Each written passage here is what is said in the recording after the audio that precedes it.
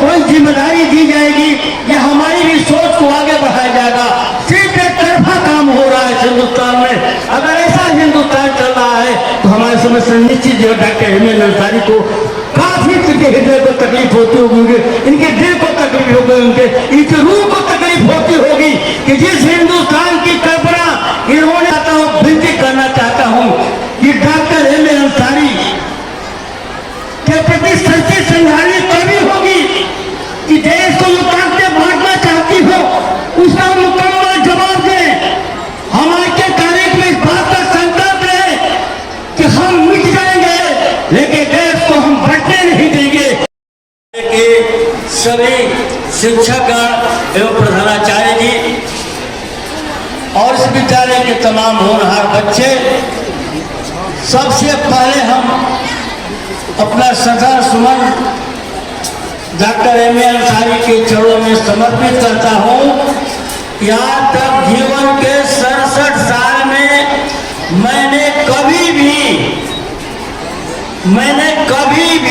इस तरह का कार्यक्रम, ये तो विद्यालय अंसारी जी के नाम पर है, और भी विद्यालयों में गया होगा, लेकिन इस प्रकार का अनुशासित और देश के प्रति प्रेम की भावना से ओत-प्रोत कार्यक्रम हमने पहली बार देखने का काम किया हूं। इसलिए मैं विद्यालय के प्रबंधक जी को भी, प्रधानाचार्य जी को भी, यहाँ के शिक्षक गण को भी, आयोजक को भी और घर के बेटे आपके विधायक परम प्रिय शोएब अंसारी मनु अंसारी जी को मैं बहुत बहुत बधाई देना चाहता हूं। आज जब बच्चों का प्रस्तुतिकरण चल रहा था, यह बैठे हुआ कोई भी शख्स ऐसा नहीं होगा जिनकी आंखें नम न हुई हो। सबकी आंखें नम हो रही थी। और जो आज हिंदुस्तान का विषाक्त वातावरण है, जब उस पर हम उस बात की तुलना कर रहे थे तो लग रहा था कि हमसे कहीं न कहीं पाप हो रहा है। तब मैं ये कहना चाहता हूं कि जिन्होंने 144 वर्ष पहले हम लोगों के बीच पैदा हुए, वो तमाम तरह के जो है भारतीय राष्ट्रवादी और राजनेता होने के साथ साथ भारतीय स्वतंत्रता आंदोलन के दौरान भारतीय राष्ट्रीय कांग्रेस और उसके साथ साथ मुस्लिम लीग के भी अध्यक्ष रहे। तमाम जीवन के उथल पुथल में, तमाम अपने जीवन के संघर्ष में आगे बढ़ते हुए जब इस देश में कुछ लोग ऐसे थे जो आजादी के पहले भी ये सोचते थे कि देश का एक आजादी के बाद एक देश का विभाजन होगा, उनकी सोच के साथ जुड़े होने के बावजूद जब उनको अच्छा नहीं लगा और उनको लगा कि भारत ही सब कुछ है और भारत की आजादी के लिए अगर कांग्रेस काम कर रही है तो उन्होंने जो है राजनीतिक विभाजन के बाद उन्होंने मोहम्मद अली जिन्ना उनके साथ को छोड़ करके उन्होंने जो है महात्मा गांधी और कांग्रेस के पार्टी के करीब आकर देश को आजादी दिलाने में भी अहम भूमिका निभाई। इसलिए मैं दोबारा उनके चरणों में प्रणाम करता हूं। साथियों, ओम प्रकाश भाई ने सही कहा, हम लोग उस उम्र के पड़ाव पर हैं जहां से कुछ नया नहीं सीख सकते हैं, लेकिन जो हमारे पहले गुजरा है उसके इतिहास को पढ़ कर करके हम लोगों में भी कभी कभी उत्साह आ जाता है। आज जो है बच्चों के प्रस्तुतिकरण पर जो माननीय मंत्री जी ने कहा, आज हमारी मां की स्थिति क्या है, एक परिवार में मां की स्थिति क्या है जिसने सब कुछ दे दिया, आपको 9 महीने तक पेट में रख कर पाला, अपने खून को दूध बनाकर आपको पिलाया, अपने आंचल में सुलाया, भीगी कपड़ों को सोने का काम किया, लेकिन आपको आगे बढ़ाया। आज इस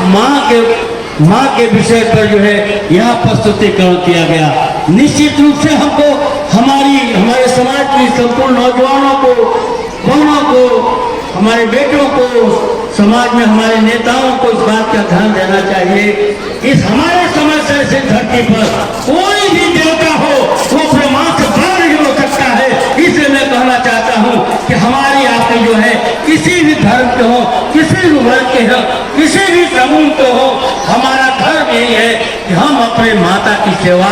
करें, ताकि आने वाले दिनों में इस तरह की प्रस्तुति जो है लोगों को रुलाने का काम न करे और हमारे भावनाओं को जगाने का काम न करे। देश गुलाम था, विकट परिस्थिति थी, लेकिन उसके बाद भी हमारे देश के लोगों ने उस गुलामी से दूर होने के लिए इनकी जो क्षमता थी वहां पर काम किया और हजारों हजारों लाखों लोगों ने अपने प्राणों की आहुति दिया। आज बिल्कुल सही है माननीय मंत्री जी, आप कह रहे थे, बिल्कुल सही है। आप उत्तर प्रदेश सदन का सदस्य हैं, हम लोग भी लोकसभा में है। अच्छा लगता ही नहीं है, सांसद होने के बाद ऐसा लगता भी नहीं है कि हम लोगों की भी कोई जिम्मेदारी दी जाएगी या हमारी भी सोच को आगे बढ़ाया जाएगा। सिर्फ एक तरफा काम हो रहा है हिंदुस्तान में। अगर ऐसा हिंदुस्तान चल रहा है तो हमारे समय से निश्चित जो डॉक्टर हेमंत अंसारी को काफी हृदय को तकलीफ होती होगी, इनके दिल को तकलीफ होगी, इनकी रूह को तकलीफ होती होगी कि जिस हिंदुस्तान की कल्पना इन्होंने किया, अपने पूरे जीवन भर इन्होंने जो है हिंदुस्तान को आजाद कराने के लिए, एक अच्छा जो है हिंदुस्तान बनाने के सपनों को लेकर जो इन्होंने जीवन किया है, आज उस हिंदुस्तान में हमारे सत्ता में बैठे हुए लोग कहने में कोई गुरेज नहीं है, कोई संकोच नहीं है कि अगर हमारे राजनीतिक दल के लोग बैठे हुए, हमारे दल के भी लोग बैठे हुए हैं और भी दल के लोग बैठे हुए हैं, अगर यही सोच रही और इसी तरह का राजधर्म का पालन होता रहा तो हिंदुस्तान को आगे बढ़ने में कोई ताकत रोक नहीं सकती है। तब मैं आपसे कहना चाहता हूं, अनुरोध करना चाहता हूं, प्रार्थना करना चाहता हूं, विनती करना चाहता हूं कि डॉक्टर हेमंत अंसारी के प्रति सच्ची श्रद्धांजलि तभी होगी कि देश को जो ताकतें बांटना चाहती हो उसका मुकम्मल जवाब दें। हम आज के तारीख में इस बात का संकल्प लें कि हम मिट जाएंगे लेकिन देश को हम बढ़ने नहीं देंगे। यह हमारे राजनीतिक दलों को हमारे जीवन के आगे बढ़े हुए भविष्य का सपना होना चाहिए, तब जाकर के भारत सुरक्षित रहेगा। और हम जो है बहुत सब बात न कर के, क्योंकि तमाम बातें जो है इस विद्यालय के नौजवान, इस विद्यालय के छोटी बच्ची से लेकर के नौजवान तक सारे हमारे लोगों ने जो है डॉक्टर हेमंत अंसारी पर प्रकाश डाला है। अगर उन पर बात किया जाए तो घंटों लग जाएगा, उनका इतिहास देखा जाए तो कई घंटों तक पढ़ा जाएगा। तब मैं जो है पुनः डॉक्टर हेमंत अंसारी के चरणों में सदा सुमन अर्पित करते हुए मोहम्मदाबाद के जो है हर एक नौजवान साथी को, बड़े बुजुर्गों को, माताओं बहनों को, आए हुए जिला के सभी कोने कोने से आए हुए साथियों को मैं बहुत बहुत साथ बांध देता हूँ और आपका प्रार्थना करता हूँ, ईश्वर से प्रार्थना करता हूँ कि नया साल आपका सुखमय हो, जो आप न सोचे हो उससे बेहतर हो। इसी कल्पना के साथ मैं अपनी बात को समाप्त करता हूँ। जय हिंद।